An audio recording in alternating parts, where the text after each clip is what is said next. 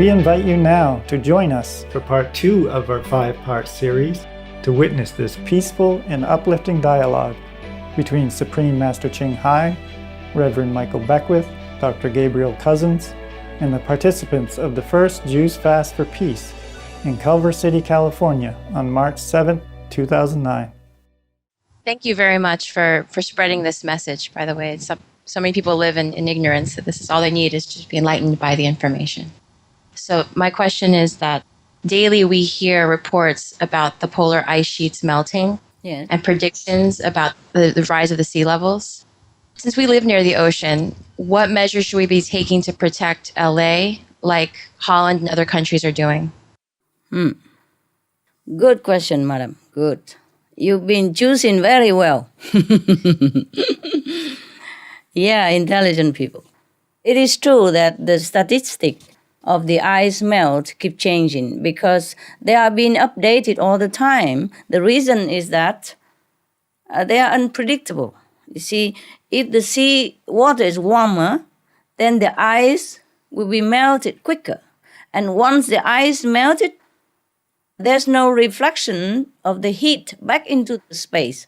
Therefore, the heat will melt the ice as well and warm the water further. And both will help each other to melt more ice and heat up more the planet. So if you just calculate by, yesterday the ice sheets melt 1 meter, so today, another day, it will melt 1 more meter, and tomorrow will melt another, so it's only 3 meters in 3 days. That is incorrect. Because the water is warming, and then the ice will melt by that. And the ice melt more, we have more heat, more ice melt, more warm water, more ice melt. You see the devil cycle.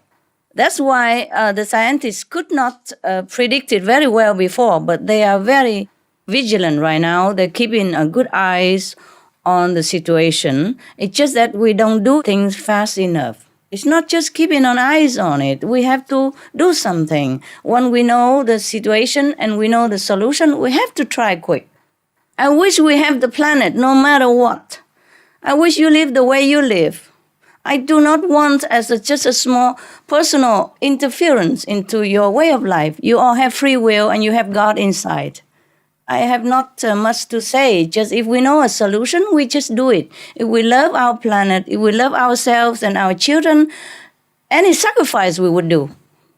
Sometimes we say, I would lay down my life for you. I love you so much.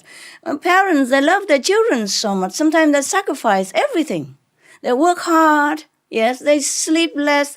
They wake up early. They go to bed late. And they work sometimes 18, 20 hours just to protect their children. Why cannot just forsake a piece of meat? Yes, just to keep the home for them. The planet is our home. And the children, where would they go? It's not just about going. It's just sometimes the suffering is so intense and so prolonged that we don't wish that on our, harmless, helpless little children for the future. I don't have any children to talk of, but even your children is like my children. They are helpless. They need protection. The way we are polluting our planet right now is no good for us, for our children at all. So love should be translated into action.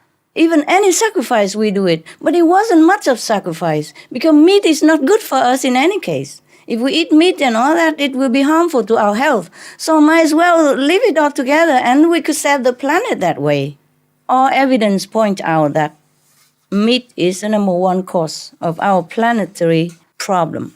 As a rabbi, we know that in Genesis 1:29, it says one should eat basically a live food vegan diet. Right. That's what the Torah tells us. As a Native American sun dancer and connecting to the white buffalo woman who gave the peace pipes to the Native American nations, the teaching is that everyone should be vegan. And as a yogi for 36 years, we always were taught ahimsa. And now maybe we're going to listen to the divine advice, which is very good. But this is a hard way to do it. Yes. But you see, we need all this scientific evidence to tell people also. So we have to refer to United Nations and scientists, experts, etc. Because people have to be appeal in their intelligence. The soul understands everything. I'm sure all of them who sit there, or everybody in the world, their souls know what is good. It's just their mind, their intellectual has to be satisfied. That's why we talk about scientific evidence.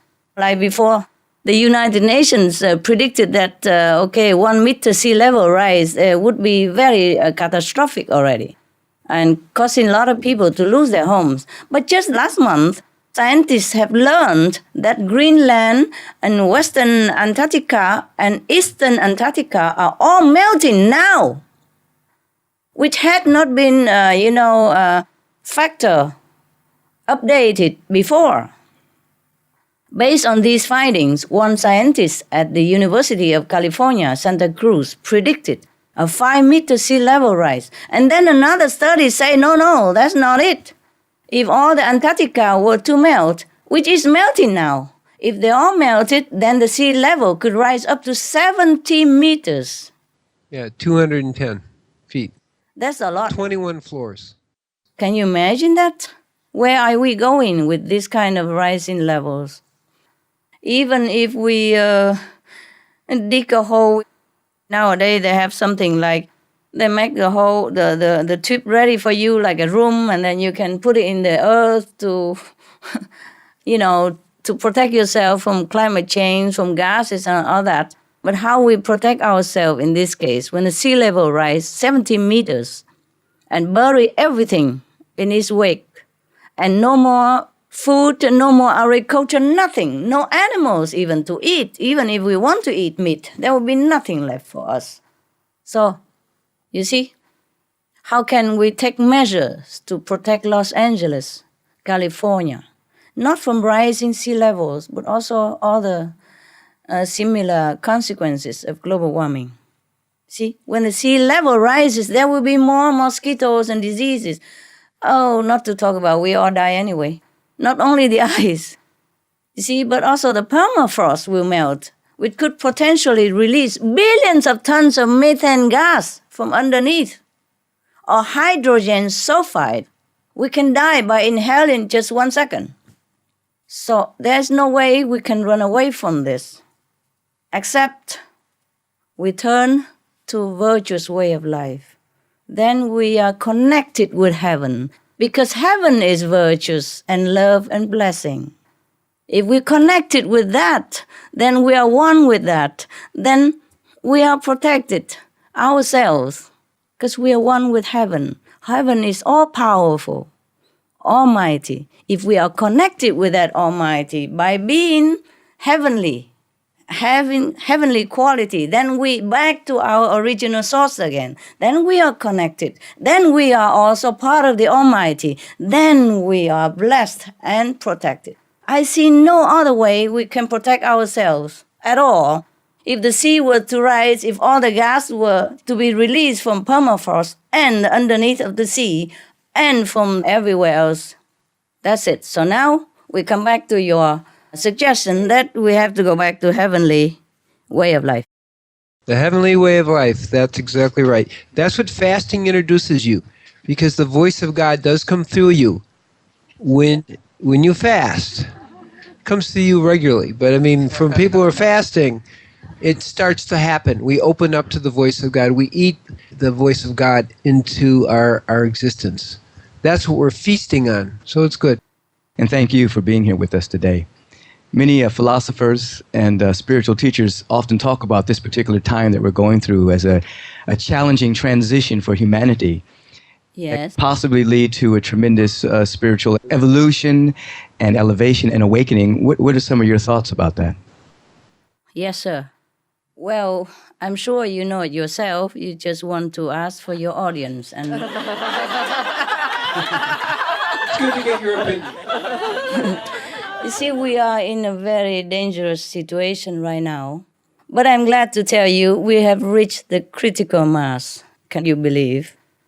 According to my inner knowledge, the critical mass has been reached. The critical mass of the numbers of vegetarian people. Okay? It's just now we're waiting for the mind of humans to be more pliant, to be more in tune with the critical mass. For your audience, I'm saying the critical mass that you say means if a certain numbers of people be like in one-minded group, like being vegetarian. If the certain number is reached, then that number will influence the whole planet in time and make everybody become vegetarian or vegan. You understand, right? Right. That is a critical mass. And we have been trying, and with many other groups, and with you, and with Dr. Gabriel, and the Reverend who sit there, we have reached the critical mass just a few days ago. And it's just my inner knowledge. And now we're waiting for that to work. But meanwhile, we're still working. Continue whatever we can, from television to flyer and vegetarian restaurants, vegan seminar, and free cooking class, etc., etc. We often say the human mind is like a monkey mind. I wish that our minds are really like monkey minds. Because if our mind were the monkey minds, or likewise, then everybody would have become vegetarian long ago. Yes. You see, they experiment with a monkey, like if they teach some certain numbers of monkey to drink from glasses, then other monkey elsewhere have not been in contact with human and not having contact with that monkey who drinks, still, they could use the glass to drink also. So that's why the critical mass of the monkey have influenced other monkeys' mind by inner connection, telepathic connection. But our mind, unfortunately, is not like a monkey mind. I wish it were. Then we can influence quicker. Now, if this critical mass is working, and I suspect it's working, just a little bit slower than we want, then maybe we will have the mass of the planet going to have vegetarian diet, compassionate attitude quite soon. And so I also beg you, all of you, the hero, the saints, the yogi there, please do something to help. Just pass out information, convince whoever you can. Yes, and everybody really does make a difference. Like I have a cooking show. I cook very simple. I teach kids to cook, but it influences some millions of people. That's why I do it. Yeah, even just a cooking show like that. So you could do even more than just a cooking show. Yes, you Americans. Americans are mighty people. Yes, in 200 years, they built the powerful nation on the planet. They go to the moon. They went to Mars. And they're going to see the next, planet that they guess exists in the galaxy. They already suspect that there exist many peopled planets. And they're going to find it. I'm sure they will. So the Americans can do a lot of things and have a big influence in the world. I count on you. I count on you. Wow, thank you for that beautiful answer. Thank you. My name is Annie Jubb. Annie, yes. And I'm into the raw food movement as well, eating fresh raw fruits and vegetables and so on. Bravo. Thank you. Your TV program goes all over the world, and you're talking to different governments. What response do you get from world governments about this idea of reducing animal products to affect global change? What positive things are happening with the governments? Good question. It's happening. It's happening. I wish it's happening faster, but at least it's happening. Sometimes when I hear the European Parliament admit that meat diet is cause for global warming, and they will reconsider to cut subsidies for the meat industry instead, and they give it to the organic farmers, etc. I jump around in my room and say, wow, my God, it's happening. I know it's just a small step, and we are impatient because time is urgent and our days are numbered. I know that. But every time like that, I jump. And my dogs is just, was so panicky. They run around me, licking me all over and ask me, what's wrong? I say, no, I'm happy. Don't worry. So I hope you're not jumping. I'm going to tell you something. Okay. Though it's not going as quickly as I would like, but look like the critical mass is doing something. You see? Because there's progress being made. Some courageous, brave, heroic leaders are helping to make the change, which is very touching and inspiring. Sometimes I cry, Like in Formosa, the president, for example, announced that eating more vegetables and less meat is one of the most important lifestyle changes people can make to lower emission. A president to say that, for him, is a lot. For us, maybe it's no problem. You go to see Dr. Cousins. He say that every day. You go to the church and the reverend tell you that all the time. But for a president, you understand the political pressure he has and the unprecedented announcement that he made, never made before in history of human or Taiwan or China. For a political leader to say that is truly brave and truly is a very big step. And then his wife, the first lady of Formosa, she also set an example, you see, for the children by reading aloud an article, how to curb global warming, eat less meat, more vegetables and fruit, you see, as an effort to reduce emissions. Finally, over 1 million people in Formosa took a pledge to lower their meat consumption by signing their petition. In the United States, I guess you know already, the Hawaiian House and Senate unanimously passed a resolution asking that vegan and vegetarian meal options to be provided in Hawaiian schools. Yes. Another one, as a part of its new climate action plan, Cincinnati, Ohio was the first U.S. city to encourage less meat in order to stop global warming. It's some steps, you see, and in Europe, Germany's environment minister visited Brazil to help enact stricter regulations for preventing deforestation for meat that being exported to Europe. And Jens Holm, member of the European Parliament, has been working to get measures adopted in the European Union that recommend reducing meat to lower greenhouse gases emissions. Our group also made contact with governments in as many countries as possible to let them know of the planetary benefit of vegan diet.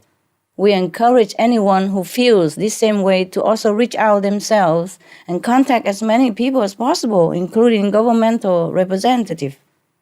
And of course, we continue to make efforts through Supreme Master Television and other activities, like Loving Hood Vegan Restaurant, flyer distributing, information disseminating. We have many vegan restaurants now in different cities to provide delicious vegan meals. And it would be a trend one day, see? People should go there and they should have direct experience of how easy it is to be vegan and how tasty it is, the meatless food. We also encourage more government action by recognizing the governments that do promote the benefits of the vegetarian diet.